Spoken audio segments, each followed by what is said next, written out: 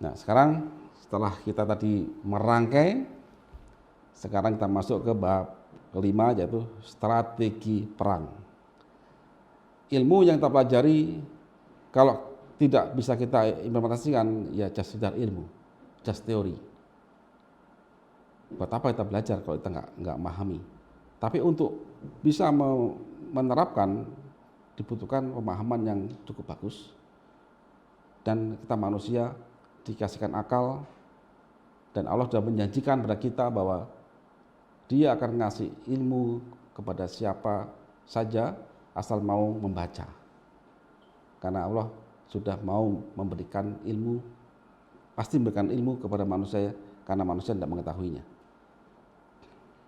Nah, saya membuat suatu suatu cara yang terangkum dalam garis besar haluan perang melawan virus, GPH PMV. Masih ingat waktu kita sekolah dulu, zaman saya SD SMP itu ada GPHN. Saya nggak tahu apakah sekarang masih ada enggak GPHN itu. Nah, garis besar melawan virus itu apa? Pertama kita paham dulu, virus COVID-19 itu mudah bermutasi. Yang kedua, antibodi yang terbentuk tidak bisa menghadapi virus yang bermutasi. Saya kemarin kena COVID varian A. Saya dapat antibodi A. Bulan depan virusnya mutasi lagi, jadi varian C dan lebih ganas. Apakah antibodi saya bisa menghadapi varian C? Tidak bisa. Tapi yang bisa kita cari pelajaran adalah mekanismenya. Jika pada waktu saya kena varian A itu sistem imun saya terlatih untuk latihan, maka semoga pada varian C sistem imun saya juga melakukan hal yang sama dan lebih cepat. Jadi itu positifnya bagi mereka yang sudah kena virus. Kemudian senyawa penting yang pada peran virus, sel, dan antibodi adalah glikoprotein. Ini senyawa penting yang pada saat pertempuran tersebut, di virus juga pakai glikoprotein, sel kita juga ada glikoprotein, sistem imun pun juga pakai glikoprotein. Jadi ini perannya sama, perangnya sama. Ya. Nah, kecerdasan sistem imun adalah hal yang sangat penting dalam menghadapi virus. Kecerdasan sistem imun adalah hal yang sangat penting dalam menghadapi virus. Bukan kekuatan imun loh ya. Kita jangan pada saat sudah kena virus hanya fokus pada imun booster. Jangan. Ingat tadi yang saya sampaikan pada ilustrasi, ada fitnah korupsi satu negara, akhirnya demonstrasi besar-besaran, rakyat marah. Bayangin, jika dihadapi secara represif, sistem keamanan itu dikasih kekuatan senjata canggih, maka saya yakin para pendemo akan mati semuanya. Padahal pendemo itu adalah rakyat. Padahal yang dibutuhkan di sini bukan itu. Apa keamanan harusnya persuasif, kemudian dia segera mencari tahu kenapa kok rakyat marah. Ada apa ini? Jadi itu. Jadi kepada virus masuk, kita kuatin imun kita yang reguler, maka banyak sel akan mati, Ibu. Tapi yang kita pentingkan sekarang adalah bagaimana membuat sistem imun kita cerdas, memahami kondisi itu. Nah, di sini saya bikin 3 strategi utama, ya. 1, strategi preventif dan suportif. Yang kedua, strategi kuratif berbasis suportif. Yang ketiga, strategi rohani. Yang 1, preventif suportif. Perbaiki metabolisme tingkat sel, jalankan konsep Karnus. Bapak Ibu yang mungkin pertama kali mendengar konsep Karnus, saya minta sempatkan waktu sebentar untuk belajar apa itu konsep Karnus. Perketat jalur infeksi udara, kalau bisa bikinlah virus trap. Perketat jalur infeksi non udara. Jika ini gagal, masuk kedua, kuratif dan suportif. Pahami 4 tahapan infeksi yang tadi masih ingat saya jelaskan waktu dia step pertama, step kedua sampai step keempat. Yang keempat adalah sudah terbitnya imunoglobulin G, yaitu antibodi. Jadi pahamilah 4 tahapan infeksi. Kemudian perbaiki metabolisme dan beri nutrisi tinggi. Perbaiki metabolisme dan beri nutrisi tinggi. Ingat, semua sel butuh makan. Pada saat negara kita kacau, semuanya butuh makan. Jika tidak ada sumber energi dalam satu negara ini, saya pastikan ini runtuh negara itu tadi. Kemudian redam DAMPS. Nah, pada materi 1 dan 2 dan 3 saya jelaskan apa itu DAMPS. Beri waktu autofagi dan percepat komunikasi antara dendrit dengan CD4 ke B sel, dapat IgM, dan terakhir dapat IgG. Target kita adalah dapat IgG ini. Itu target. Tapi kita minimalkan korban. Jadi kerjanya Intel harus cepat dan tangkap penyebabnya. Jangan biarkan rakyat menjadi sasaran, menjadi kematian tinggi. Jangan biarkan sel paru-paru mati akibat dibunuh oleh makrofag. Karena apa? Karena sistem imun limfosit tidak cerdas atau lamban berpikir, sehingga dia gagal segera mencari antibodinya. Nah, kemudian yang terakhir, nanti yang ketiga ini benar dijalani dari awal, Ibu. Sabar, optimis, dan berdoa. Cuman saya taruh poin 3, tapi ini kita lakukan di awal. Berdoa, ya Allah, ya Tuhan, berilah kami keselamatan, beri kami petunjuk, sehingga kami bisa mencari jalan apabila kami menghadapi suatu infeksi atau suatu kejahatan, dan bila kami keselamatan. Dan yakinlah bahwa sistem tubuh kita sangat canggih, dan jangan takut dengan virus.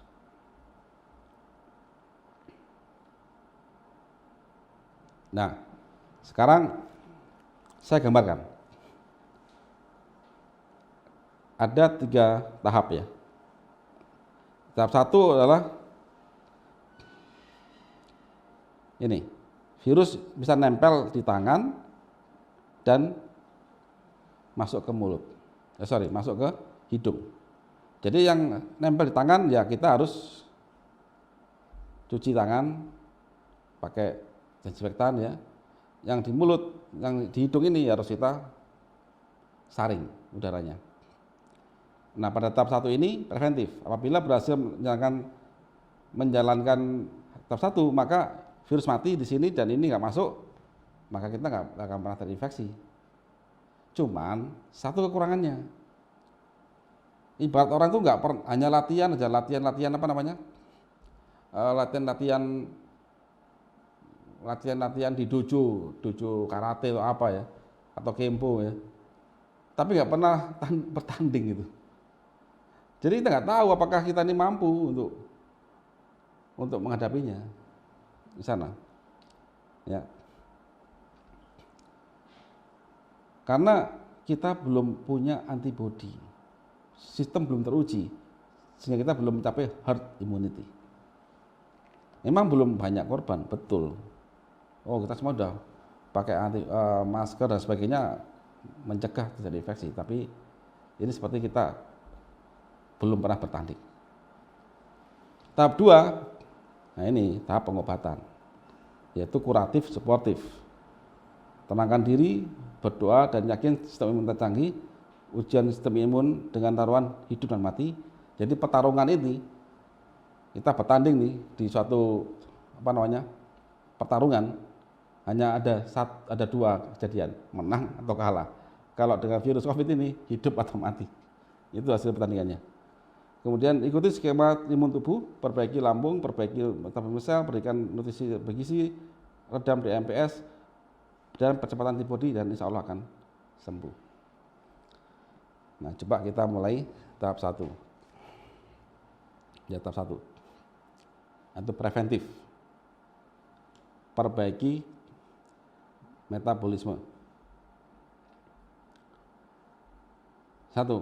Jalankan konsep Panus, di mana perbaikan lambung dan penyembuhan DNA, maka sistem imun terjaga.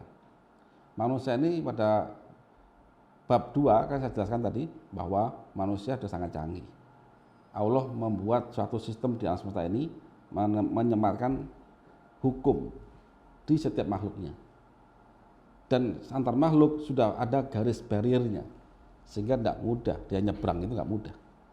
Nah, cuman sistem-sistem itu akan tidak berguna jika yang punya tubuh ini, yang nyawanya ini itu tidak mau belajar, sehingga dia banyak melakukan hal-hal yang malah menentang sistem tadi. Makanya saya sarankan pelajari konsep Karnus dan terapan.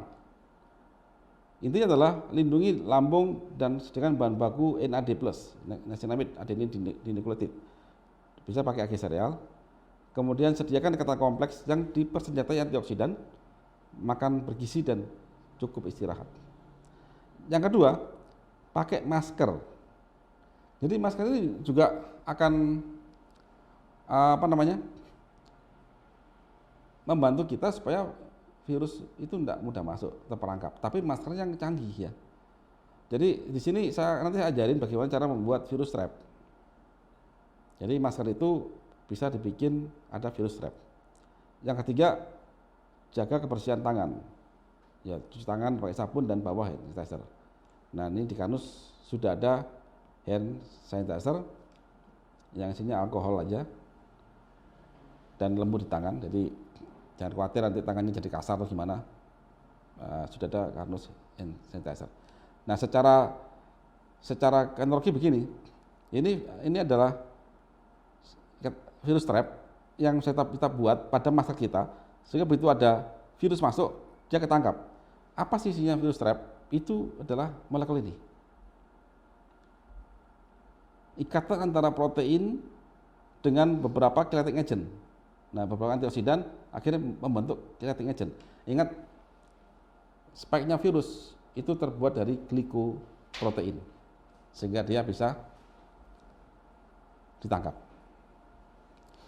Tapi karena ini adalah kejadian molekuler, ya maka kita harus melakukan dengan cara molekuler. Ini caranya. Sehingga ini adalah speknya virus, begitu kena kata kompleks, maka dia akan tertangkap.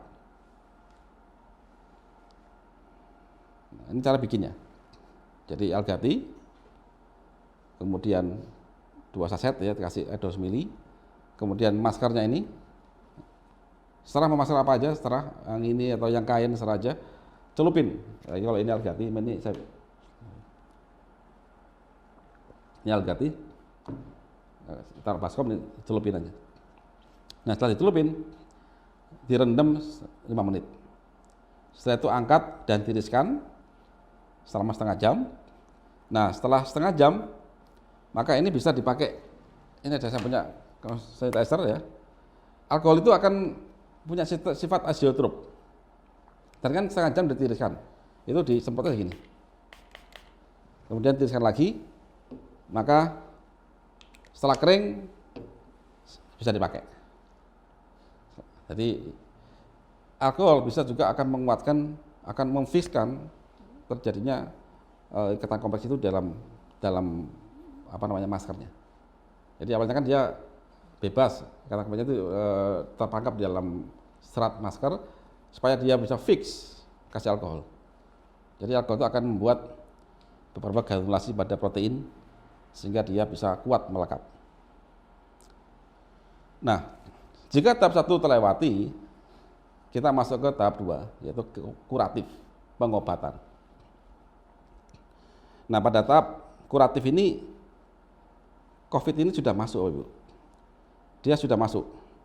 Yang pertama, dia di luar sel, jadi di dalam saluran nafas. Yang kedua, bahkan dia sudah masuk dalam sel. Jadi pada tahap 2.1, ini virus masih di sini. Masih di sini. Masih di luar sel. Tapi ingat, saya sampaikan, di luar sel sudah ada sel makrofag. Nah, ini makrofag. Dia akan mencari ini. Makanya pada saat ditemu makrofag, maka makrofag akan kasih sinyal ke dalam sel paru untuk makan lendir. Ya, lendirnya akan keluar sehingga virus ini berupaya untuk ditangkap dan dibuang lagi. Jadi ingus ya. Pada stage 1 tadi. Jika ini gagal, maka masuk ke tahap 2, 2.2. Di mana virus sudah berhasil masuk dan dia berhasil mengacak-acak. Ini kan masih bagus nih ya. Dia sudah berhasil mengacak-acak jaringan ikat dari paru-paru. Maka timbul dendrit. Nah, ini dendrit ini. Tahap 2T2. Kemudian dendrit masuk ke limfosit, masuk tahap 2T3. Tahap 2T3 sudah ada antibodi awal. Prediksi. Terakhir tahap 2T4. Tujuan kita dalam waktu kena virus, jangan sampai kita berhenti di sini akhirnya meninggal. Di sini meninggal. Tujuan kita adalah dapat ini. Ini pun masih ada satu tahap lagi. Seberapa lama dari waktu infeksi sampai dapat antibodi ini? 4 hari, 7 hari, 15 hari, makin lama makin rusak.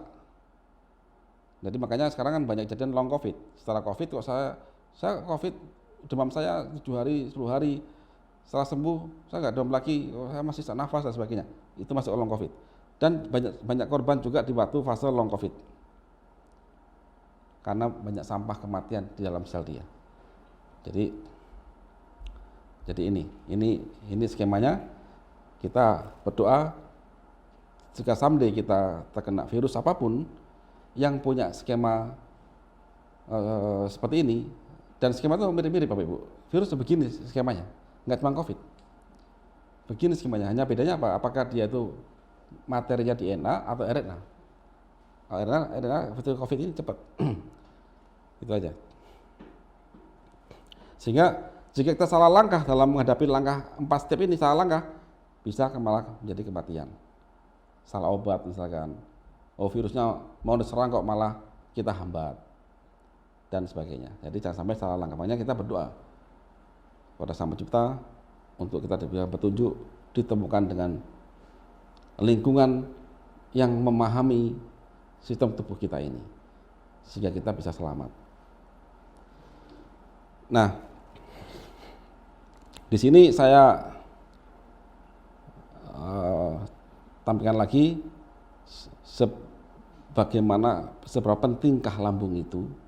Nah, pada saat ini kan saya tulis lagi, seorang makanannya 2655 kilokalori, karena lambungnya itu asam lambungnya dinetralkan.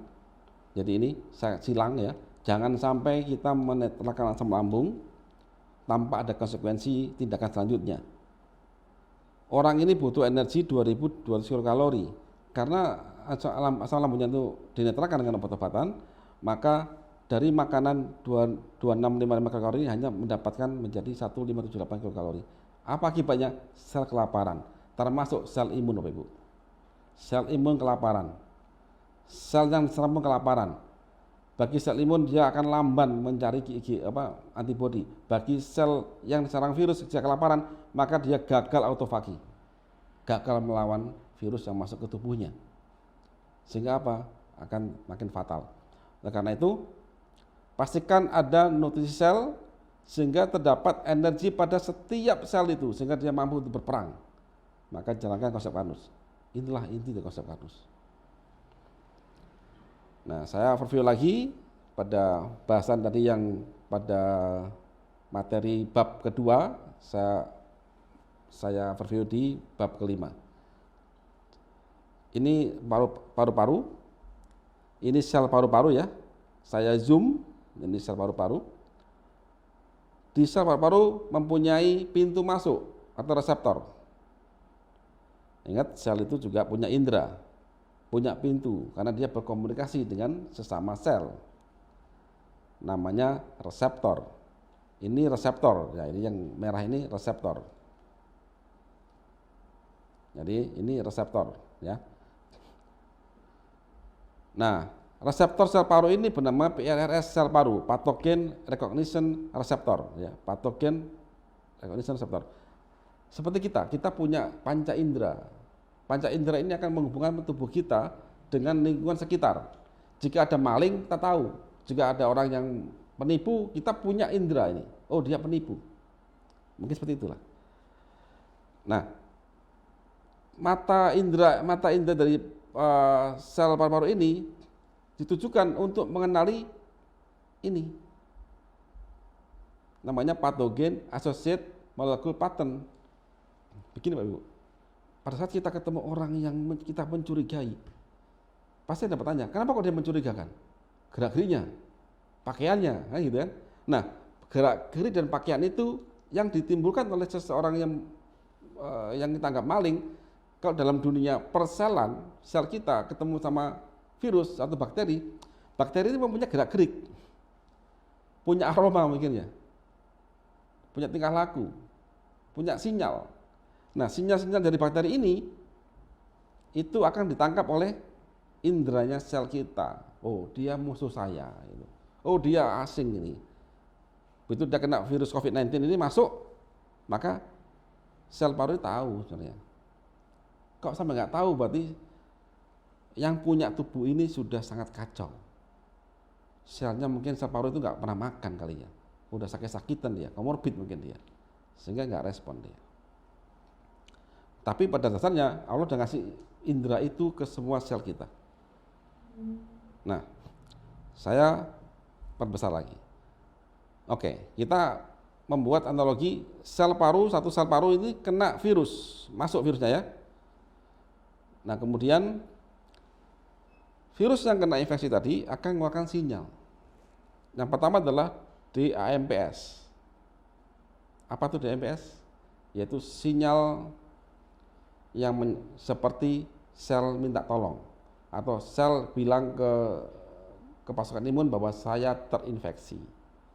Apa singkatannya DAMPS? Yaitu Damage Associated Molecular Patterns. Itu DAMPS. Yang kedua, sel yang terinfeksi itu akan mengeluarkan interferon. Interferon itu banyak jenisnya. Di sini salah satunya interferonnya adalah dia akan ngasih tahu sel tetangganya. Ingat, paru-paru kan banyak sel, Ibu. Tubuh kita ini banyak sel, Ibu. 1 meter persegi, 1 cm ini berapa juta sel ini di sini? Banyak sel ini. Jadi satu sel kena, maka dia ngasih tahu tetangganya. Untuk apa tetangga kasih tahu? Kasih tahu tetangganya, tetangga, aku diserang oleh virus. Segera ente bikin pertahanan diri. Apa yang dilakukan oleh tetangga? Dia mengeluarkan mucin, mengeluarkan lendir. Jadi makanya pada tahap awal-awal kita akan ada lendir di paru-paru ya, flu gitu itu, ya kan? Lendir. Plus ada SIGE-nya, plus antibodi awalnya yang dikeluarkan dengan lendir itu. Kedua, yang ketiga adalah histamin. Histamin itu apa sih? Yaitu saraf, sel saraf yang terletak di belakang sel paru-paru. Jadi sel epitel ini punya, semua sel punya ada ujung sarafnya. Jika ada keserang maka dia akan ngasih tahu saraf. Sehingga kita merasakan demam, sakit, ngilu, itu karena histaminnya tertrigger ya. Nah, pada saat bersamaan juga, pada saat sel tadi keserang oleh virus, maka sel ini akan melakukan pertahanan terakhir, yaitu autofagi. Apa autofagi itu? Masih ingat tadi? Masih ingat jika kita kemalingan, maling masuk ke rumah kita, dan kita bangun, apa yang terjadi? Saya yakin, pasti kita akan mencari senjata untuk menghabisi maling tadi itu. Ya kan? Pentungan kah, pisau kah, atau apapun kah, itu kan? Di sel, kalau di dalam sel namanya autofagi. Nah, oke, lanjut lagi ya. Di luar sel itu ada sistem imun, pasukan imun namanya makrofag. Ini bentuknya. Apa analoginya? Seperti kita di perumahan, di luar pagar kita, di jalan-jalan kita itu ada patroli pasukan satpam. Dan mungkin polisi yang patroli tiap malam atau gimana, tiap sekian jam sekali. Nah, patroli ini apakah punya PRS, punya indera? Ya punya dong. Jangankan sel imun, lah wong sel paru aja punya indera kok. Orang sipil saja bisa tahu itu orang jahat atau tidak jahat. Apalagi seorang polisi atau tentara. Dia pasti lebih tahu dari kita. Makanya dia akan begitu ada virus masuk ke sini, maka dia lebih tahu, oh ini pasti ada virus ini. Dia tahu ada patogen. Yang kedua, sel imun ini, makrofag juga tahu ada sel yang kena virus. Dia tahu. Maka makrofag ini diperbolehkan dalam undang-undang tubuh itu untuk memakan sel ini.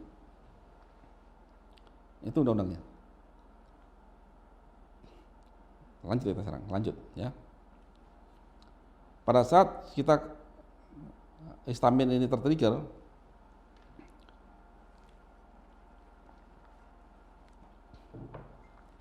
maka terjadilah inflamasi, kita demam, sakit dan demam, dan pada saat demam itu karena makrofag sudah mengetahui adanya virus masuk ke tubuh seorang dan dia mengetahui ada apa namanya? Dia mengetahui ada virus masuk dan mengetahui ada korban, maka dia nggak tahu ke sistem tubuh, maka kita demam. Dan demam ini akan membuat pembuluh darah ini dari yang tebal ini menjadi tipis. Dengan tipisnya pembuluh darah, maka banyak sel darah yang masuk ke tempat kejadian perkara. Apa analoginya? Pada saat ada kemalingan atau kebakaran suatu perumahan, satu tempat, maka orang akan lapor ke PMK dan polisi, maka semua jalan-jalan itu akan di sweeping, minta jalan supaya lewat pasukan PMK dan pasukan polisi untuk masuk ke TKP. Padahal TKP itu ada di perkampungan. Jarang-jarang nih banyak datang polisi sama PMK datang ke sana. Ini analoginya. Jadi pada saat ada inflamasi ini, maka pasukan imun akan masuk masif. Namanya leukosit ya, masuk ke jaringan tempat kejadian perkara adanya virus. Ini monositnya, namanya monosit, akan jadi makrofag. Jadi pasukan makrofag ini ditambahin lagi. Semakin banyak makrofag, maka virus yang dibunuh juga akan makin banyak, tapi sel yang terinfeksi yang dibunuh makin banyak. Karena ini masih liar, dia masih mencari-cari siapa yang menyebabkan ini, Jadi kalau ada kebakaran, maka begitu banyak aparat, maka akan banyak menangkapi orang-orang untuk diinterogasi. Siapa yang bikin kebakaran? Jika sampai nggak ketemu siapa yang kenapa terjadi kebakaran, maka akan terjadi banyak kebakaran dalam waktu akan datang. Nah begitu. Ini analoginya ya, sekali lagi ini analogi. Nah, monosit ini, leukosit ini juga menjadi dendrit. Dia langsung mencari pasukan khusus, mencari patogennya, kemudian dimakan, ditangkap, kemudian diinterogasi. Jadilah dendrit. Apa tugas dendrit? Dia mengkorek informasi. Dia menghajar virus, kemudian diteliti, ditulis. Oh, bentuknya begini, warnanya begini, dan lain-lain. Hasil dari yang diteliti dia itu dilaporkan ke sel namanya limfosit. Nah ini ada 2-3 jenis sel T sel, B sel, satu lagi sel NK. Cuma NK nggak saya tulis karena NK itu untuk kanker ya. Nah sel T ini ada 2, T helper sama T killer. Nah bayangin Bu, pada saat dendrit lapor ke limfosit menerima laporan ini diterima oleh 2. 1 T helper, 1 T killer. Yang T helper langsung ngasih tahu ke B sel. B sel ini tempat bikin antibodi. Ibaratnya ini B sel itu adalah tempat orang berpikir. Searche mungkin Intel, BIN berpikir dari data-data dari dendrit. Siapa orang yang bikin kebakaran ini? Bagi B sel, siapa? Virus apa ini? Virus apa? Apa tandanya ini? Supaya bisa ngasih tahu pasukan di luar sana. Tangkap orang dengan ciri ini. Itu tugasnya. Nah, dengan sel TK, ini sel T yang membunuh, dikeluarkan juga dia untuk membantu sel imun yang reguler, makin parah yang dibunuh. Dia membunuh sel paru atau sel apapun yang terinfeksi oleh virus. Di situ. Nah, Bapak Ibu, pada saat ini B sel dapat laporan dari sel T helper, dia mengeluarkan IgM, antibodi awal. Setelah IgM pun masih belum, berarti ini ibarat teori awal. Teori masih belum ketemu, masih besar, masih masih tanda tanya besar. Berarti belum mengkerucut siapa yang penyebab virus ini. Akhirnya waktu berjalan, akhirnya B-cell menemukan, oh ternyata yang virusnya ini adalah virus COVID-19. COVID dengan spike-nya adalah mungkin glisin, kemudian dengan glikoprodeinnya dari glukosa, dan mungkin ada fruktosanya, ada uronic acid-nya, sehingga dia ketemu, oh dibikinlah antibodi ini. Antibodi ini akan menangkap, memberi tanda kepada sel imun untuk mencari dan menghentikan pembunuhan kepada sel yang terinfeksi. Jadi ini, pada saat kita ketemu antibodi G ini, selamat, Anda sudah memenangkan pertarungan. See you in next battle, nah, itu kan. Karena kita tidak pernah berhenti perang, virus itu akan ada terus. Jadi yang penting adalah kita tahu skema ini. Nah, sekarang masuk ke saya urutkan. Oke, kita ulang lagi. Kuratif stage 2.1. Kita awali kondisi dan gejala. Pada seorang yang terkena virus COVID-19 pada stage 1 ya, 2.1, berarti mana virus itu sudah masuk ke tubuh tapi belum masuk ke dalam sel. Dia mencari pintunya, yaitu SE itu. Apakah sel paru ini mengeluarkan sinyal? Nggak ada, karena belum ada masuk. Yang bagaimana respon imun? Yang tahu ini adalah orang-orang keamanan yang di luar rumah kita. Satpam, polisi tahu. Jadi di luar sel. Maka apa yang respon imun? Dia akan memerintahkan sel paru-paru untuk makan lendir.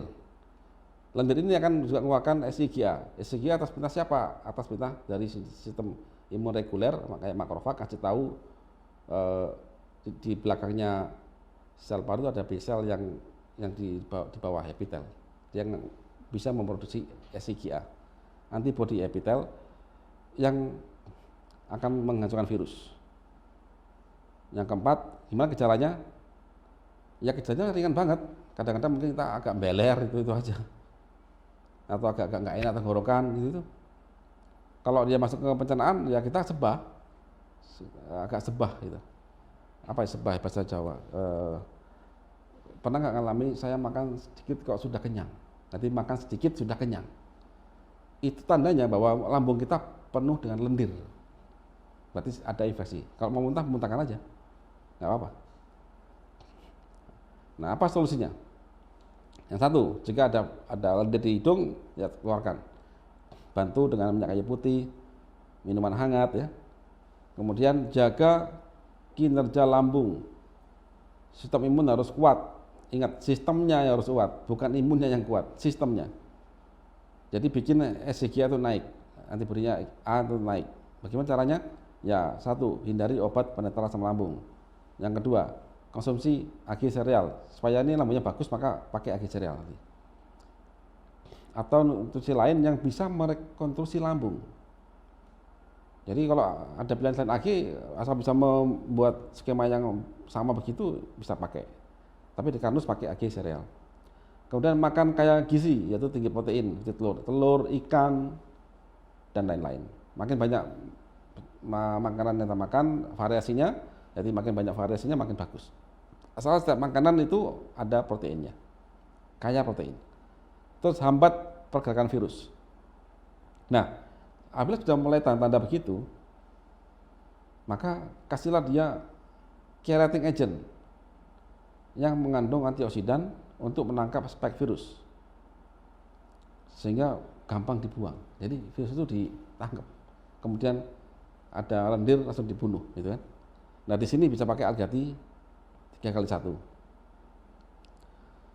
Kemudian yang keempat, apabila langkah 1 dan 3 berhasil, maka virus gagal akan menginvasi tubuh, maka sembuh. Jadi apabila langkah 1,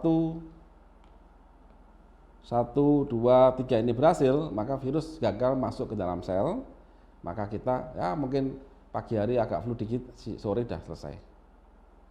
Namun jika gagal, ini virus masuk dalam sel, pelajari stage 2.2. Nah ini ya, ini virus di luar sel, virusnya ini dikenali oleh makrofag, makrofag ngasih tahu ke sel imun, sel paru-paru untuk mengeluarkan lendir. Nah, ini lendirnya nih, nah, lendir ini, maka ketangkap ini virusnya ini.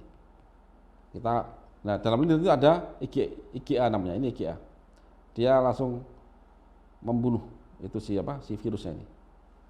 Jadi gitu. Sangat canggih Bapak Ibu, tubuh itu sudah sangat canggih, asal kita tahu fitur itu harus berjalan. Yang parah kan manusia nggak ngerti, sehingga dia nggak tahu dan dia bahkan melawan sistem ini, maka akan terjadi kehancuran. Nah, apabila stage 2 T1 gagal, maka kita mau tidak mau masuk ke stage 2 T2. Ini nggak bisa menghindar Bapak Ibu, nggak bisa menghindar. Apa terjadi pada stage 2 T2 ini? Gimana kondisinya? Artinya virus ini sudah masuk Bapak Ibu. Ini masuk, masih ingat tadi, maka sel yang kena virus itu akan mengeluarkan DAMPS, interferon, histamin. Interferon akan memerintahkan semua sel untuk mengeluarkan lendir. Jadi pada saat ini makin banyak lendir keluar, makin parah flu saya, makin hebat batuk saya. Dan sel yang kena infeksi ini akan melakukan autofagi, pertahanan terakhir, death or life. Nah, jangan lupa ini ada DAMPS. Maka sel imun makrofag ini juga akan membunuh dia, gitu kan? Nah jadi ini kronologinya. Dan demam, karena sudah ada histamin tertrigger, maka orang ini akan demam. Jadi virus sudah masuk dalam menginfeksi sel, sel sinyalnya interferon ya, tadi saya jelaskan, DAMPS, ya kan? Akan menjadi target makrofag untuk destroy, untuk dimakan ini, dan histamin, yaitu sakit, demam, dan inflamasi. Nah pada saat ini itu Ibu, jumlah sel imun yang masuk ke lokasi meningkat drastis ya. Ini masuk banyak sekali peningkatan sel imun. Kemudian sehingga membuat potensi tinggi kematian pada sel yang terinfeksi. Kemudian hati-hati pemberian obat antiinflamasi. Hati-hati Ibu. Jangan sampai kita hanya fokus untuk menghambat terjadinya darah ini mengecil lagi, jangan. Karena dengan kita hambat inflamasi dalam pembuluh darah ini, maka jumlah monosit akan nggak banyak keluar. Terus apakah memang demam kita turun? Betul, nggak sakitnya itu nggak sakit. Cuman ingat, virus itu akan makin ganas membunuh sel kita. Kan pilihannya kan di sel itu mati dibunuh virus, tapi virus bunuh itu dia beranak pinak, atau mati karena dibunuh oleh sel imun. Sel imun ini begitu ada sel terinfeksi, dibunuh, dimakan oleh sel imun. Supaya apa? Supaya nggak beranak pinak itu virusnya. Nah, tapi kalau ini tidak dikendalikan pembunuhannya dan kita tidak ngasih kesempatan sel untuk melawan diri, autofagi, maka sel mati juga banyak. Jadi kita harus berimbang di sini, Ibu. Inilah fungsinya kita belajar. Maka yang bisa kita lakukan untuk meredam inflamasi adalah ininya kita hambat, DAMPS. Jadi ini yang kita hambat. Nah, nanti kita bahas lagi next ya. Saya lanjut, bagaimana imun respon? Ya, jelas makrofag dan sel imun akan membunuh sel terinfeksi karena ada DAMPS ini. Kemudian virus juga akan dibunuh. Tambah pasukan monosit banyak ini, ya kan? Autofagi juga berjalan, tapi kalau autofaginya lambat, ya dibunuh oleh sel imun lagi, gitu kan? Nah, apa gejalanya? Demam, batuk, waringus, tensi cenderung naik, nadinya mulai naik, badan sakit semuanya, cepat lelah. Gejala ini mulai hari pertama dan semakin meningkat. Bagaimana solusinya? Yang pertama adalah catat, rekod. Saya mulai demam hari apa? Itu langsung hitung hari ke-1. Yang kedua, siapkan alat oximeter, tensimeter, termometer. Yang ketiga, keluarkan lendir sebanyak mungkin dengan bantuan minyak kayu putih dan sejenisnya. Air panas, kasih minyak kayu putih, orang Jawa itu dikup ya. Jadi kita hirup panas, nanti ya keluar semua itu. Yang keempat, lindungi lambung. Ingat, jangan sampailah kita hindari virus ini masuk ke lambung kita atau ke sistem pencernaan kita. Tambah berat Bapak Ibu. Ini kalau sampai kena lambung atau usus kita, Seperti kita perang, logistik kita itu dibom. Kita berperang nih, tapi logistik kita, makanannya prajurit, senjata prajurit itu dibom semuanya. Ya pasti akan kolaps, Bapak Ibu. Logistik manusia itu ada di sistem pencernaan. Tanpa sistem pencernaan, nasi pecel, nasi rawon itu nggak ada gunanya. Karena sel nggak doyan pecel, nggak doyan rawon. Di situ. Maka lindungi dia. Itu makanya kita butuh AG ini. Dan makan banyak protein sebagai senjata dari sistem imun. Dan sel untuk regenerasi sel. Kemudian hambat pergerakan virus dalam darah. Hambat pergerakan virus dalam darah. Redam DAMPS. Redam ini, Anda redam ini Bapak Ibu. Carane, nah inilah butuhnya Algati ini. Naikin ke 7x1 dan bantu kurkuma 2x1. Ini boleh pakai apa namanya? Kurkuma itu temulawak atau kunir, digeprek aja. Campur di Algati, kasih air panas, sudah minum aja. Kemudian cek suhu tubuh. Jika suhu kita 37,5 sampai 38,2, sabar. Jangan buru-buru minum obat turun panas. Gitu ya. Jadi jika dari 82 ke atas, oke. Berarti turun panas yang ringan. Kayak paracetamol dan sejenisnya.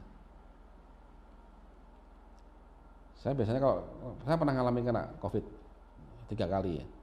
Tapi ya nggak parah-parah amat sih, biasa saja ya, kayak flu itu. Jadi saya hampir tidak minum obat turun panas. Saya pernah 1-2 hari saya minum turun panas, cuma separuh aja. Cukup itu. Dan cepat turun. Jadi suhu itu akan memegang peran penting. Kalau kita blok sampai kita tekan histamin itu, maka nggak ada perlawanan. Sel kita bisa dibunuh oleh sel imun kita. Sel kita akan banyak mati akibat virus. Dan dia beranak pinak. Karena percuma aja turun panas ya turun, naik lagi, turun lagi, naik lagi, turun lagi, begitu. Jadi kita harus bijak di sini. Makanya fungsi Algati ini meredam tadi, meredam DAMPS. Panas boleh, nggak apa-apa.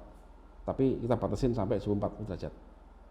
39 lah, sudah 39 sudah harus turunkan di setting 38. Biar ada perlawanan. Pada hari kedua atau ketiga, setelah gejala awal, cek lab. Amati aja, darah lengkap ya. Leukositnya bagaimana? Jika leukosit itu tetap atau agak turun dikit, maka ya mungkin virus sudah. Jika leukosit naik, berarti itu ada kemungkinan ada tambahan bakteri. Maka pakai antibiotik. Cuma antibiotik Bapak Ibu harus dengan pengawasan dokter. Jadi konsultasi dokter. Jadi saya berangkat begini Bapak Ibu. Ibaratkan kita ini pencinta mobil ya. Mobil itu kalau waktu saya sayangi, pasti saya akan cerewet ke montir, ke bengkel lah. Saya nggak mau masa percaya dengan bengkel, tapi saya mau diskusi. Nah, demikian juga dengan kita dengan teman-teman apa namanya pengobatan, baik itu terapis atau dengan dokteran, kita sebagai mitra, kita bertanya, kita boleh dong diskusi. Tapi Anda yang diskusi juga harus belajar. Jangan banyak tanya tapi nggak ngerti ilmunya gitu loh. Jadi anggapnya kayak seorang mencintai kendaraan, dia pasti belajar tentang kendaraan dia dan lebih dalam sehingga dia bisa diskusi lebih matang, sehingga bisa tahu bagaimana konsekuensi dari setiap step perbaikannya. Nah, makanya di sini kita diskusi dengan teman-teman dari yang berhak untuk ngobatin. Nah kemudian swab tes PCR dan PCR. Jadi jika PCR negatif tapi ada gejala demam dan sebagainya, ya jangan. Oh saya negatif, oh jangan, belum tentu. Karena tes PCR juga belum bisa menjustifikasi bahwa Anda kena virus atau tidak. Jadi ini harus dikombinasi dengan klinis ya, gejalanya dan darah lengkap ini. Nah target stage 2.2 apa sih? Lahirnya dendrit. Lahirnya informan yang ngasih informasi ke limfosit. Nah lahirnya ini apakah dengan lahir dendrit langsung sembuh? Tidak. Ini baru dapat data awal dikasih ke BIN. BIN masih proses. Nah, kesembuhan itu tergantung dari BIN tadi, apakah cepat dia membuat untuk antibodi. Kalau BIN-nya itu tidak pinter, lamban, ya banyak mati itu di masyarakat. Nah, makanya ayo kita redam di AMPS. Give time to autophagy. Kasih waktu sel ini untuk melawan virus yang masuk ke dalam tubuhnya. Sekali lagi ingat Bapak Ibu, autofagi itu sel sel paru-paru itu melawan virus yang masuk ke dalam tubuhnya. Ibarat kita kemalingan, kita akan melawan maling tadi di rumah kita. Pada saat melawan, apakah Anda butuh makan enggak? Bayangin, Anda nggak makan sekian hari, ada maling masuk, mau melawan gimana? Orang ngangkat tangan saya nggak sanggup, apalagi memukul gitu kan. Makanya pada saat pastikan semua sel dapat makan, sehingga dia bisa melawan. Bukan dengan justru malah kita menghambat makanan atau makan diet aneh-aneh itu, nggak usah. Kemudian makanlah banyak gizi tadi. Karena apa? Untuk autofagi sel ini butuh makan, butuh energi. Kemudian yang 9, optimis dan berdoa semoga dendrit lahir sejak hari ke-1 dan jumlahnya cukup. Jadi saya bayangkan hari pertama saya gejala, semoga pada hari itu saya sudah keluar dendrit, sehingga besok saya sudah ada IgM, lusa ada IgG, hari keempat saya sembuh. Begitu. Jadi berdoa. Sekarang masuk ke tahap stage 2.3. Pada tahap ini Bapak Ibu, dendrit lahir ya, dan dia akan ngasih tahu sistem limfosit. Nah, bagaimana kondisi gejalanya?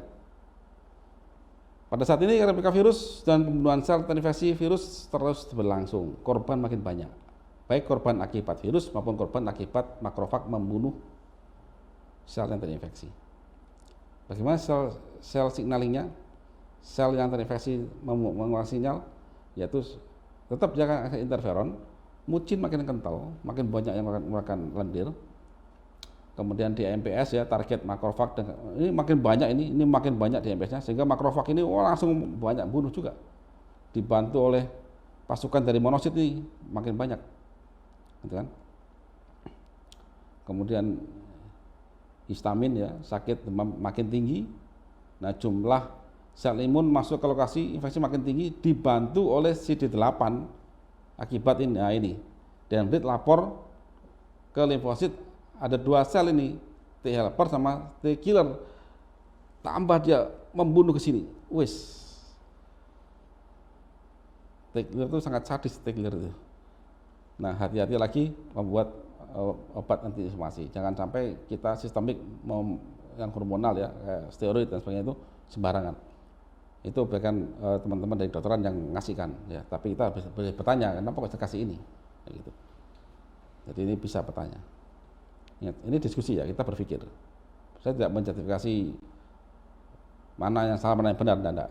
Kita berpikir, sama-sama berpikir, ini peperangan. Kita coba ikutin alur tubuh kita.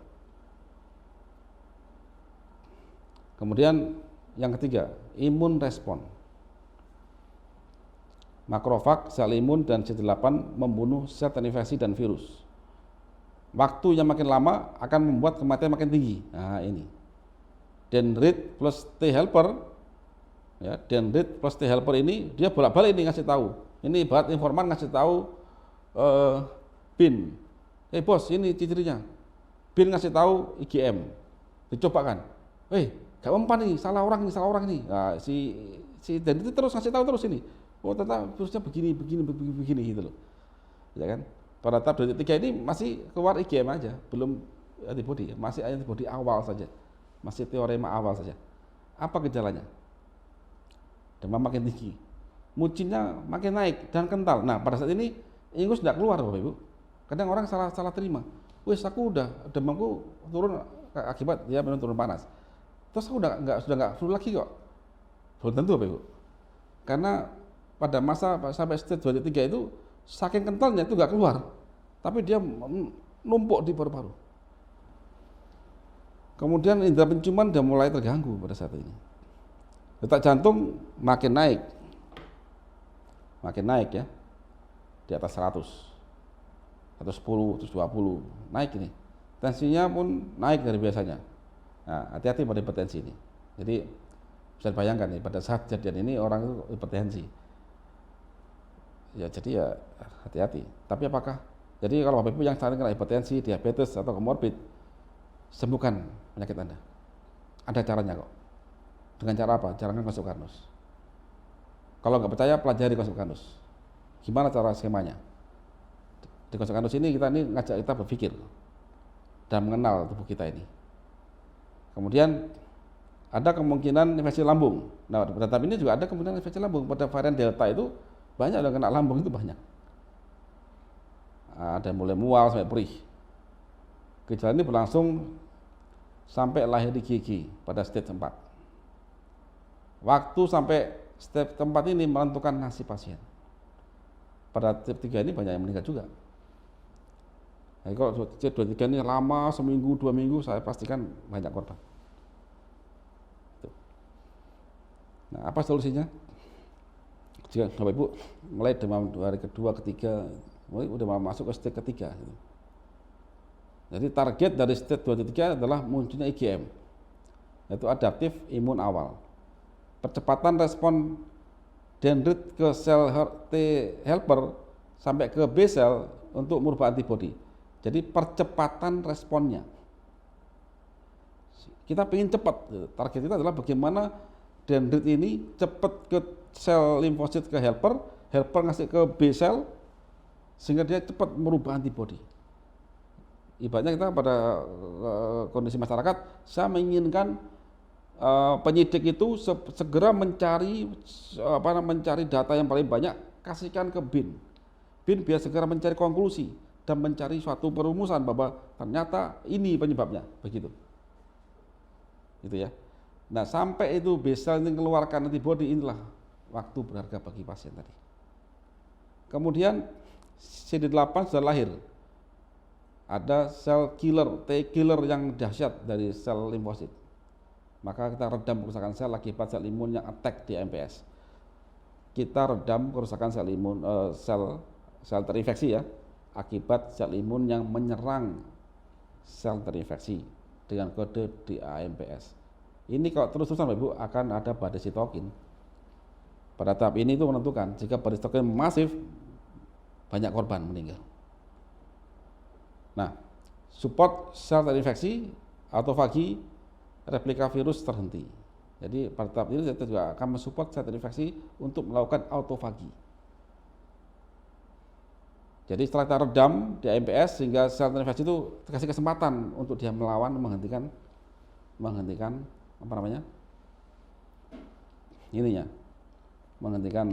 replikasinya. Yang kedua, keluarkan lendir banyak mungkin dan minyak kayu putih dan boleh dibantu obat-obat pengencer dahak. Silakan boleh dibantu oleh ada batuk ya, mulai batuk sakit di paru-paru, batuk sakit itu berarti lendir mulai kental. Mulai dibantu dengan nebulizer dan obat-obatan yang menunjang. Nah, ini tetap butuh obat-obat kimia. Nah, silakan konsultasi dengan dokter Anda. Yang ketiga, lindungi lambung, usahakan jangan sampai terinfeksi. Nah, di sini kita minum AG3K1 dan makan banyak protein. Hambat pergerakan virus dalam darah, redam DMPS, dan netralkan sitotoksik sel imun plus CD8 dengan algati plus kurkuma, sama aja.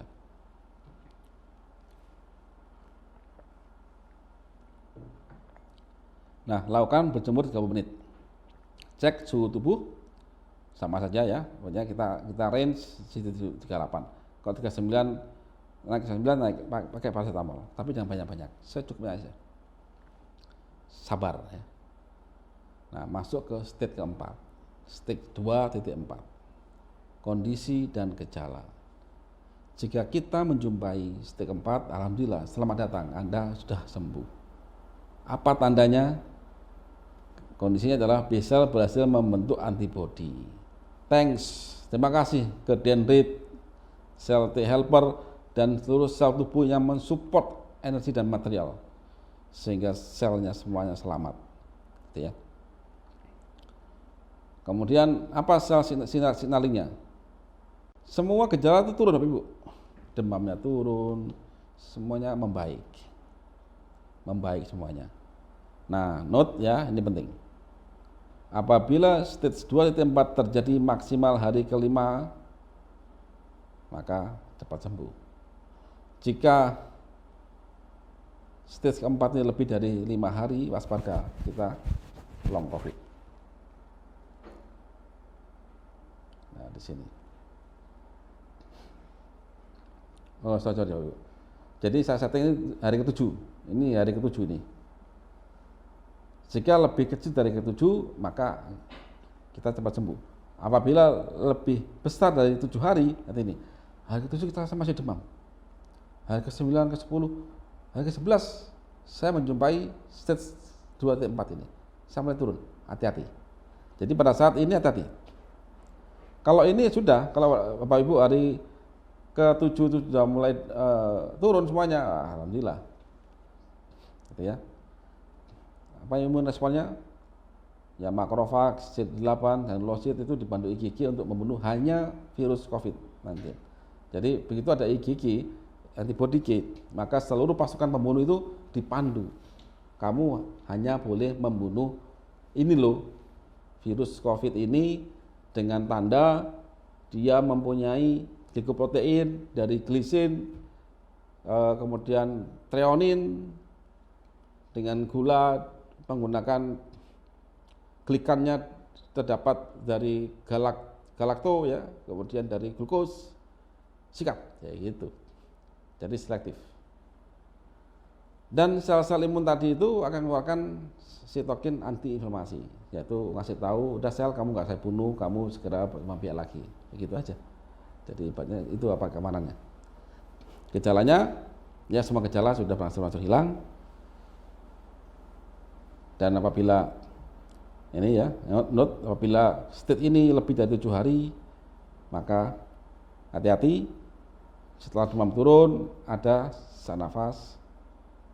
Hati-hati darah mengental, ya, darah mengental, detak jantung naik, tensi nggak stabil. Nah pada saat ini masih ada ancaman kematian jika kita gagal mengatasinya. Nah, apa solusinya? Pada pasien menjumpai stage 4 ini pada hari ke-7, ya selamat, Anda akan cepat sembuh. Tapi ingat, antibodi Anda itu hanya cocok untuk virus varian yang menginfeksi Anda kemarin, belum untuk yang akan datang. Tapi paling enggak sistem imun Anda itu responsif, teruji. Anda bisa bertarung, nah itu aja. Maka pelihara dia, tingkatkan. Maka di sini lanjutkan minum AG 3x1 dan makan banyak lauk ya, AG 3x1 sampai semua gejala hilang dan PCR negatif. Lakukan aktivitas fisik ringan dan berjemur, pakai masker ya. Selamat dan syukur alhamdulillah sistem imun Anda cerdas dan kuat, metabolisme tubuh Anda teruji. Tetap pelihara, jalankan konsep Karnus. Antibodi Anda hanya untuk varian yang menginfeksi Anda waktu itu ya, tidak berlaku untuk varian yang bermutasi yang akan datang. Virus akan tetap ada dan masih bermutasi. Pelajari ilmu tubuh yang insya Allah ada di konsep Karnus. Apabila semua gejala hilang, maka lakukan perawatan dengan lambung dilindungi dan darah diperbaiki dan makan bergizi. Gampang. Sini. Nah, bagaimana yang menjumpai pasien yang di atas 7 hari? Hari ke-10 saya masih demam. Hari ke-11 saya mulai nggak demam. Gitu ya. Pertama, siapkan tabung oksigen. Gunakan pada saat menjumpai saturasi untuk mulai turun. Kemudian telah terjadi kematian sel paru yang besar sehingga mucinnya mengental, lendirnya mengental sekali. Siapkan obat pengencer dahak yang bisa memotong rantai sulfida pada glikoprotein mucin. Lendir itu dipotong-potong secara molekulernya. Siapkan nebulizer.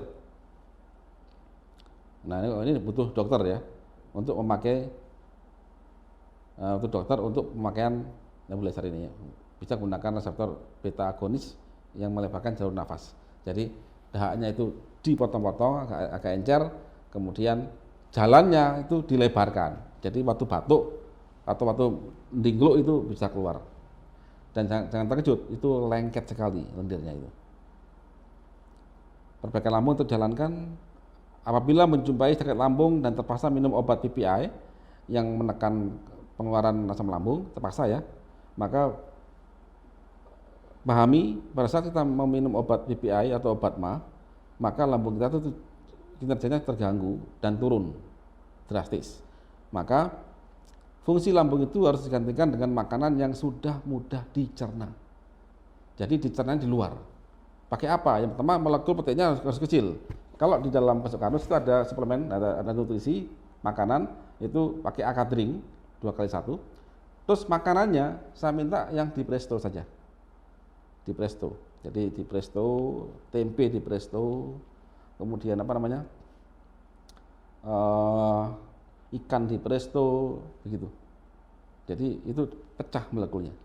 Karena lambung kita pada waktu itu gagal mencerna. Padahal sel imun butuh nih. Sel paru butuh nih. Gitu kan. Jangan sampai dia kelaparan. Karena sel paru nggak doyan telur, nggak doyan lele, nggak doyan gurami, nggak doyan, tapi dia betulnya adalah monomer. Yang memotong di awal itu adalah lambung, asam lambung. Pada saat kita kena lambung, kemudian kita meminum obat penurun kinerja asam lambung dengan obat mah dan sebagainya, maka harus dikompensasi dengan makanan, dengan menu yang sudah kecil molekulnya. Nah, banyak luka di jaringan. Ingat, pada saat makin lama pertempuran ini, makin banyak luka. Nah, darah itu dikasih Allah itu tugas untuk nutup luka tadi. Akhirnya apa darah itu? Darah mengental akhirnya, kan dia nutupin. Jadi, amati. Padahal Bapak Ibu luka di tangan, kan dia pasti nutup. Nutup dan ada merah-merah ngental gitu ya.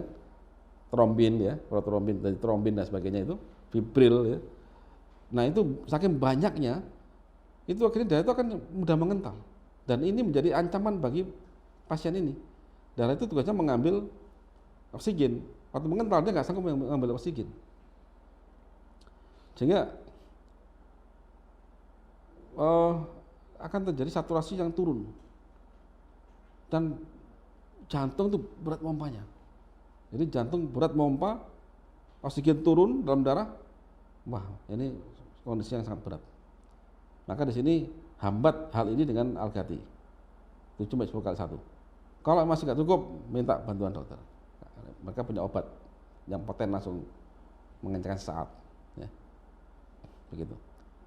Ada satu cerita di teman-teman kami ya di Pendekar, karena Pendekar ini jarang minum Algati, ya minumnya cuman yang lain kayak Kire atau Madu Sinta.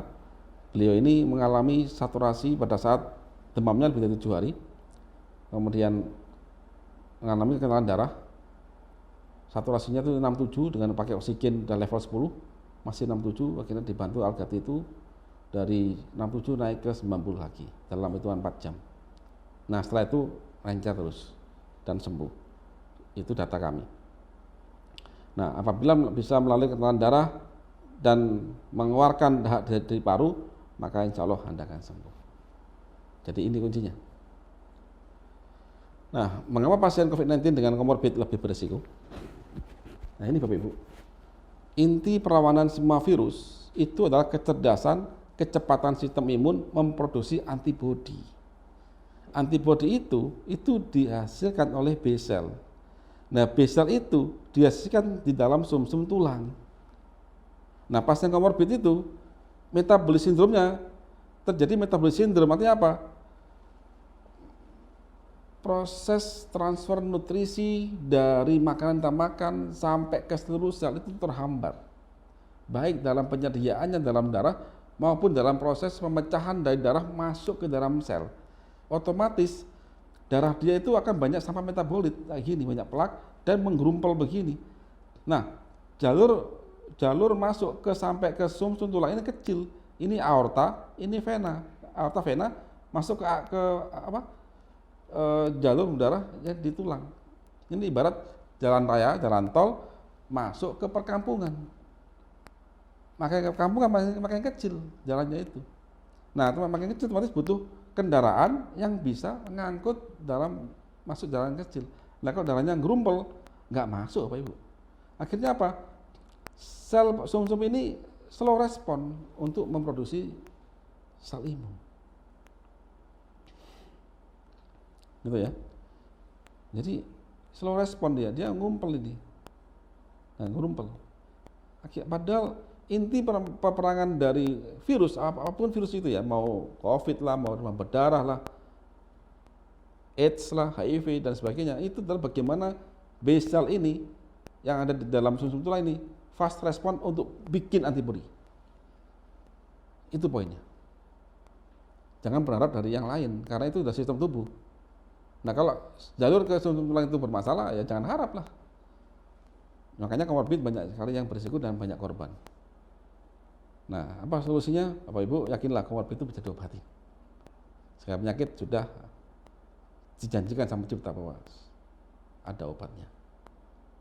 Nah ini, saya dapat kiriman dari pendekar dari Solo, Pak Fauzi Ujang ya, kemarin yang telepon sama saya, nyampaikan Pak Iwan ini ada semangat kita untuk lebih belajar karena ada hadis dari Nabi Muhammad SAW bahwa sudah ada. Jadi sesungguhnya Allah telah menurunkan penyakit dan obat, dan Dia menjadikan setiap penyakit ada obatnya. Maka berobatlah dan janganlah kamu berobat dengan sesuatu yang haram. Sudah ada obatnya. Tadi waktu di awal pada bab 1 pembukaan saya ngajak Bapak Ibu untuk bacalah sama Tuhanmu. Apa artinya? Alam ini ada yang menciptakan. Kalau ada pencipta berarti ada sistem. Dan sang pencipta sudah berjanji bahwa Dia akan ngasih pengetahuan kepada manusia, karena manusia banyak yang nggak tahu. Dengan syarat kita mau belajar. Dan di sini ada janji lagi bahwa setiap penyakit ada obatnya. Dan ternyata setelah kita pelajari, obat itu mayoritas itu ada dari sistem tubuh kita sendiri dan dari makanan-makanan yang ada di luar sana. Asal sistem tubuh ini jangan dilanggar. Situ ya. Nah, inilah inti Kasukanus. Yaitu kita mulai membaca sifat dan karakter dan sistem ciptaan Sang Pencipta. Jadi ibarat kita beli mobil baru, kita mau merawatnya, ya bacalah itu panduan dari pembuat mobil. Kalau kita mau hidup sehat dan memahami alam semesta, maka bacalah semua sifat dan ilmu yang muncul dari setiap makhluknya. Nah, apalagi zaman sekarang ini kita hidup di era modern, kita tahu nggak mungkin kita nggak bisa searching di Google, karena ilmu itu berkembang. Dan alhamdulillah kita sekarang pada hidup pada zaman ini, jadi nggak ada lagi alasan untuk tidak tahu. Ilmu kesehatan bukan cuma milik mereka yang belajar kesehatan yang formal, tapi milik semua orang yang mau belajar. Oke, sekarang rangkuman. 1. Inti perlawanan virus adalah kecerdasan, kecepatan sistem imun memproduksi antibodi. Antibodi dihasilkan oleh B cell. B cell diproduksi oleh sum-sum tulang. Yang keempat, pasien komorbid terjadi metabolic syndrome sehingga sel-sel sum-sum tulang kelaparan, lambat dan gagal bikin B cell, akhirnya antibodi lambat, sel organ terinfeksi, sudah rusak, badai sitokin dan ada kematian akhirnya. Nah, bagaimana intisari perlawanan virus? 1. Preventif, pemeliharaan metabolisme, kita pakai masker, cuci tangan dan jaga jarak. Yang kuratif apa? Redam pergerakan virus, ikat spike-nya, redam di AMPS, ikat proteinnya, redam gejala, berikan obat simptomatik secukupnya, hambat koagulasi darah, tingkatkan saturasi, bantu liver dengan antioksidan, pemberian nutrisi sel dan lambung bekerja dengan baik, dan makanan bergizi. Ingat, makanan bergizi itu wajib, karena sel kita butuh makan. Percepatan metabolisme dalam sel, yaitu tingkatkan TCA. Apa TCA itu? Tricarboxylic acid atau siklus Krebs, atau pembakaran energi di tengah sel. Harus lancar, Ibu. Sel itu punya pabrik energi, namanya mitokondria. Dia ngasih energi pada kehidupan sel itu. Kalau pabriknya yang bikin generator itu kembang kempis, ya jangan harap dia bisa sehat. Nah, pemberian nutrisi khusus bagi mereka yang masuk ke stage 2-4 atau pembuatan IgG lebih dari 7 hari. Ini stage-nya ya. Oke, coba saya akan kupas kenapa kok ada Al-Ghazali tadi saya sebutkan. Ya, misalkan cari yang lain jika mempunyai hal begini. Jadi yang pertama adalah redam pergerakan virus pakai spike. Ingat, spike-nya virus itu adalah glikoprotein. Nah, berarti kalau glikoprotein berarti dia mempunyai gugus 1 glukosa atau gula karbohidrat di luar sana. Jadi ini virus ya ekornya ini, ujungnya ini ada banyak rantai gula. Nah, gula ini ujungnya ini juga bisa terikat sama protein. Nah, makanya di sini protein ini harus terikat lagi sama satu agensi. Makanya di sini itu saya tuliskan ini proteinnya terikat oleh EGCG, flavin dan sebagainya di Al-Ghazali. Nah, dia akan mengikat spike-nya virus. Des ke sini. Paling enggak kita ada effort ke sana.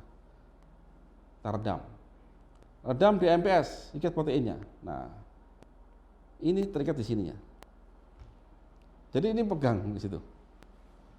Kemudian hambat koagulasi darah dan tingkatkan saturasi. Nah, kalau ini dari bayi percobaan, kami pernah percobaan Algati itu untuk atlet pada sepak bola anak pada bulan Desember 2018 sampai Februari 2019 dan terjadi peningkatan saturasi yang signifikan dan luar biasa.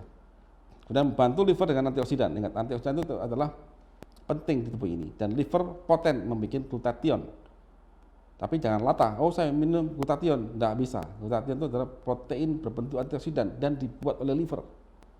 Makanya support dia untuk bikin glutathione dan bantu dia dalam penetralan radikal bebas. Nah, di Algati poten juga untuk ngasih tahu ada banyak antioksidannya. Oke. Kemudian percepatan metabolisme untuk sel TCA dan fast respon. Nah, di sini ada vitamin C alami, ini koenzim sehingga dia bisa mempercepat synthesis Krebs. Apa data pendukung Algati? Ya, tadi data empiris kami ya pada pasien sejak 2015 sampai sekarang. Kemudian atlet bola terjadi peningkatan VO2 max sampai endurance yang tinggi, detak jantung pun turun dan terjadi kecepatan pengambilan oksigen dalam darah. Apa buktinya? Pada saat dia terlari kencang sampai nggak kuat, detak jantung sampai 150, dalam tensinya 150 ya. Pada saat dia istirahat 3 menit turun ke normal.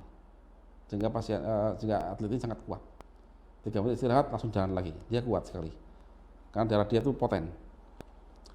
Yang ketiga adalah data penelitian tentang pengaruh pemberian produk Algati terhadap morfologi dan metamorfositas spermatozoa pada tikus Wistar yang diinduksi monosodium glutamat oleh Dr. Nurjaya Adinugroho, PPDS, Fakultas Kedokteran Universitas Diponegoro. Dan hasilnya adalah sangat signifikan. Dia bisa sampai memperbaiki motilitas sperma padahal sudah dirusak oleh radikal bebas dari monosodium glutamat. Jadi ini hasil yang bahwa ini tidak sembarangan, bisa kita manfaatkan dalam melawan virus, meskipun bukan didesain untuk virus. Jadi virus itu yang bisa ngobatin sistem imun kita. Jangan berharap, oh nanti saya menunggu antivirus. Jangan berharap, tubuh kita sudah punya fitur itu. Kita support aja. Kemudian data penyintas COVID dari 2020 sampai 2021. Nah, apa peran agi sereal? Agi sereal itu ada 3 hal penting di sini. Yang pertama adalah asam amino khusus fibril ya. Terus yang kedua adalah satu basa nitrogen adenin ya. Jadi di sini bukan di sini. Dia niacinamid ya. Niacinamid dari vitamin B3 kalau salah. Tapi alami kita ambil dari sini. Yang tujuannya apa? Yaitu untuk kalau kita belajar synthesis Krebs, kita akan nemu namanya NAD+, niacinamide adenine dinukleotide pada TCA. Kemudian kita mempunyai satu lagi yaitu ikatan pati resisten. Nah, pati inilah yang akan memperbaiki lambung, melindungi lambung. Kemudian protein ini akan merekonstruksi lambung, yang luka itu akan direkonstruksi. Kemudian niacinamide-nya ini akan masuk membantu setiap sel dalam melakukan pembangkitan energi di mitokondria. Jadi kita hanya mensupport saja kok. Fitur canggih manusia itu. Tidak perlu bikin obat baru. Misalnya. Terus apa peran makanan? Nah ini. Setelah lambung kita bagus ya, dengan kita rekonstruksi terus, makanlah banyak lauk dan bervariasi dan berhenti makan sebelum kenyang. Itulah inti konsep Kanus. Begitu kita makan, lambung memproduksi, maka lambungnya akan berubah. Nasi jadi glukosa, protein dari paru-paru ini kalau paru ya ini ya, jadi asam amino. Tempe dan telur jadi asam amino. Lemaknya ini, ya lemak itu trigliserid akan jadi free fatty acid dan gliserol. Semua molekul ionnya ada kandungan bayam misalkan itu ada Fe-nya jadi ion mineral Fe2+, vitamin dan antioksidan. Semua ada dan dibebaskan atau dipecahkan semua di lambung sehingga masuk ke dalam sel. Nah, Kalau ini dapat semuanya Bapak Ibu, maka sel-sel yang terlibat ini melakukan ini semua dapat makan. Suportif semuanya itu. Jangan sampai ada pekerjaan besar, peperangan besar, nggak ada makanan. Ya gimana kita mau berperang Bapak Ibu? Banyak tentara kita kelaparan, berperang melawan di Laut Cina Selatan sana.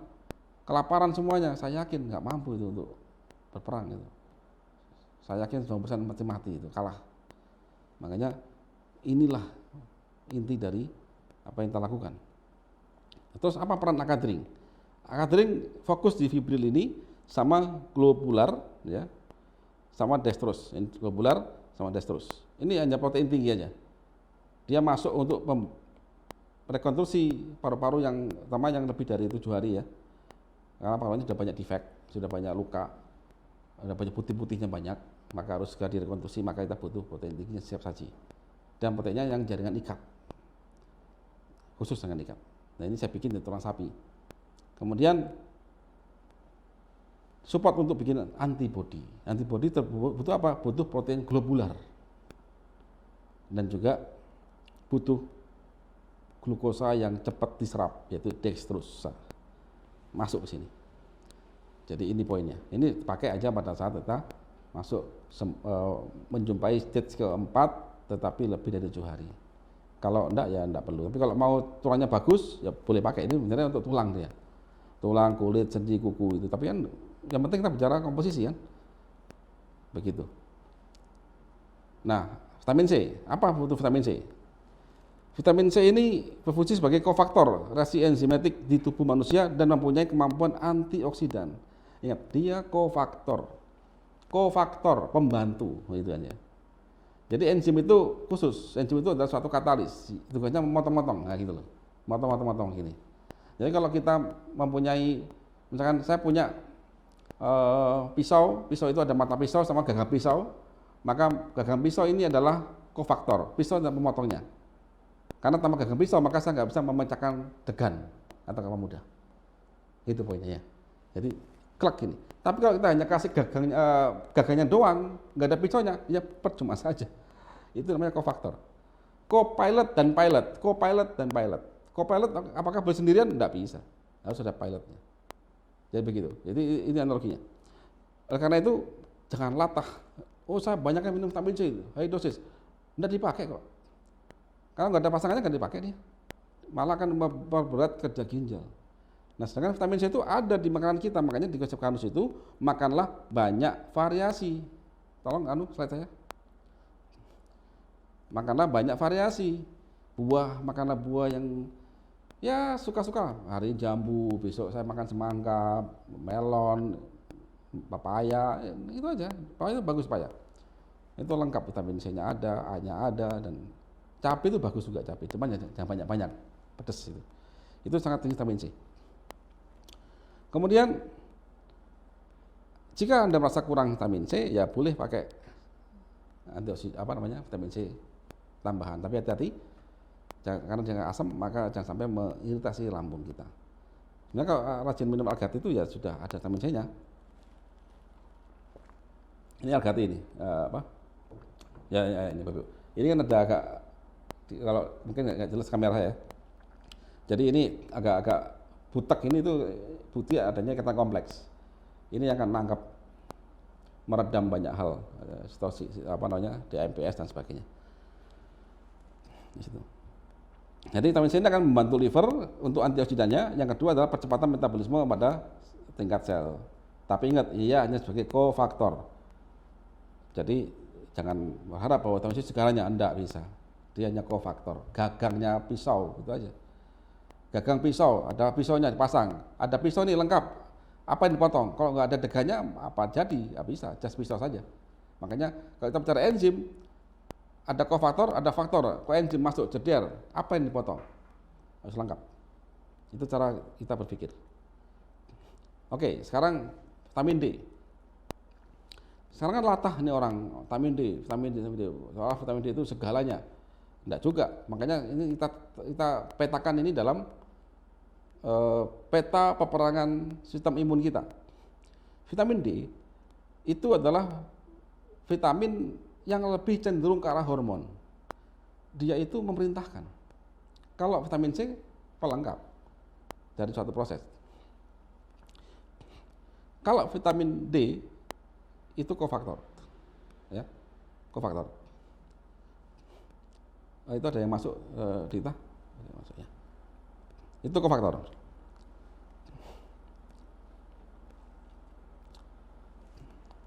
Nah, coba kita bahas vitamin D.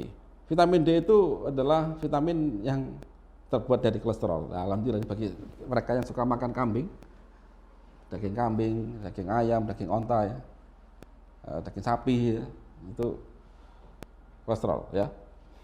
Kolesterol itu jangan dibikin jahat, jangan. Manusia butuh kolesterol. Makanya saya sampaikan, lambung itu penting sekali karena dia akan menentukan. Jika dia nggak beres kinerjanya, jadi lambung sehat itu bukan lambung nggak sakit, bukan. Lambung sehat itu adalah lambung yang bisa asam. Kalau kita sakit lambung minum obat mah, apakah sembuh? Tidak sembuh. Itu justru mengurangi, membuat lambung tidak bekerja. Nah, kolesterol ini akan, jika kita mempunyai lambung yang bagus, intinya ya, untuk lebih detail ada di penjelasan saya di video yang lain. Nah, intinya kolesterol ini akan dibawa oleh darah dalam bentuk lipoprotein, kemudian masuk ke liver, dan di liver ini akan di breakdown menjadi calon vitamin D2. Di sini akan dibawa ke kulit. Di kulit kita diminta berjemur. Nah, apabila pada saat kita berjemur sudah ada molekul vitamin D2, ergo kalsiferol namanya, ya, kita berjemur di matahari, ini mengkatalis, merubah vitamin D2 menjadi vitamin D3. Jadi bisa bayangkan kalau Bapak Ibu berjemur, lambungnya masalah, tergantung sama obat-obatan penetral asam lambung, Ibu berjemur, nggak dapat vitamin D3, gosong, iya. Jadi pastikan dulu di sini. Dan vitamin ini bukan esensial, karena tubuh bisa bikin, asal apa? Asal sistemnya berjalan dengan bagus. Jadi jangan melulu obat terus. Sudah kita support aja, tubuh ini sangat canggih kok.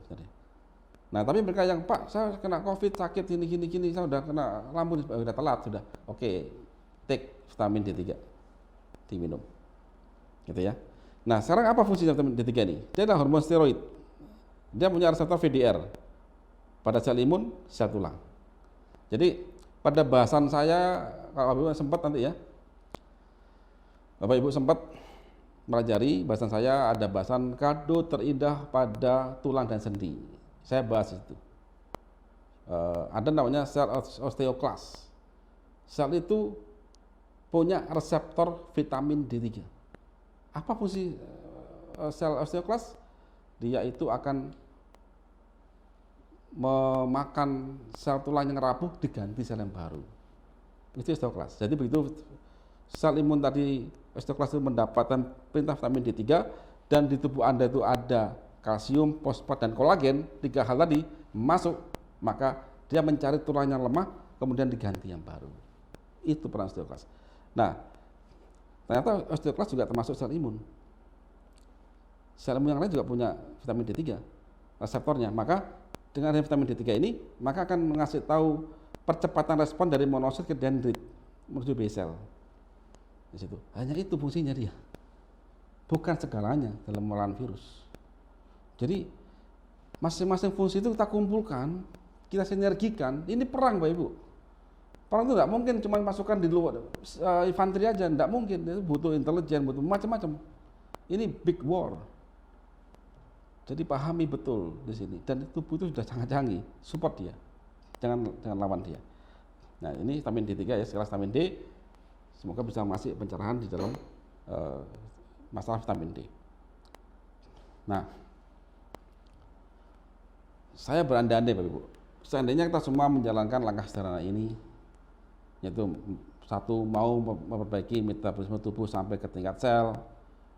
Dengan cara apa? Perbaiki atau rekonstruksi fungsi lambung dengan konsumsi pati resisten dan kolagen tipe 3 dari tulang sapi, dan merubah makanan menjadi nutrisi sel.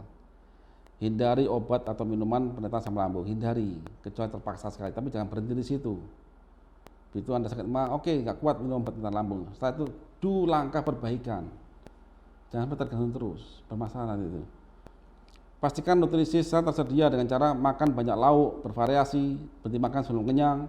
Lindungi nutrisi sel yang diangkut oleh darah dari risiko oksidasi dengan zat kompleks dan antioksidan. Hindari makanan yang dimodifikasi. Pahami apa makanan yang bukan makanan manusia. Pahami, itu ada ilmunya. Itu saya bahas pada video-video saya yang lain. Bakar lemak. Pembakaran lemak itu enggak seperti lemak dibakar seperti itu, enggak. Itu ada mekanismenya, enggak mudah itu, dari trigliserid menjadi asam lemak dipotong-potong dengan beta oksidasi dan lain-lain. Kita harus pahami itu. Makanya saya minta di Kanus belajarlah. Ilmu itu enggak akan berhenti. Dan pasti berguna ilmu itu. Baik diri kita sendiri maupun dengan orang lain. Pastikan tubuh cukup istirahat, berpikir positif dan selalu bersyukur. Itulah inti konsep Karnus, Bapak Ibu. Jika mau menjalankan ini, mau berpikir aja, maka metabolisme tubuh akan berjalan normal. Penyakit degeneratif bisa dicegah dan insya Allah bisa sembuh. Jadi diabetes atau keturunan, tidak tentu, Bapak Ibu. Kanker keturunan, tidak tentu juga. Itu kan? Tidak bisa sembuh. Loh, sudah ada janji bahwa segala penyakit itu ada obatnya. Kita mau nggak berpikir? Sistem imun tubuh sangat cerdas dan kuat. Wabah COVID ini dan yang lainnya insya Allah sudah dihadapi. Jika kita melakukan hal ini ya, perbaiki sistem secara menyeluruh ini, komprehensif, maka insya Allah tidak mudah kita jadi korban pada virus-virus, entah itu virus alami atau virus buatan manusia. Saya yakin sistem manusia itu sangat canggih. Jika ada manusia jahat yang berusaha membuat virus atau senjata biologi, tidak semudah itu, kecuali ditembakkan langsung. Kita kasih asam sulfat misalkan, seperti siapa dulu KPK itu Novel Baswedan, kasih air keras ya langsung luka. Virus langsung ditembakkan, atau bakteri E. coli, Hextrain langsung dikasihkan langsung kita diare parah, itu baru bisa. Tapi yang virus seperti ini nggak mudah, Ibu, karena manusia sudah punya pertahanan. Nah, Bapak Ibu, terima kasih atas kesediaannya ikut Zoom kami ya. Semoga apa yang saya sampaikan bermanfaat, dan apabila ada salah kata saya mohon maaf. Jika benar itu adalah dari Sang Pencipta, jika salah itu adalah kesalahan saya sebagai manusia. Jadi saya kira ayo kita sama-sama belajar, mau belajar. Semoga kita semua nanti diberi keselamatan dan kesehatan oleh Sang Pencipta. Demikian.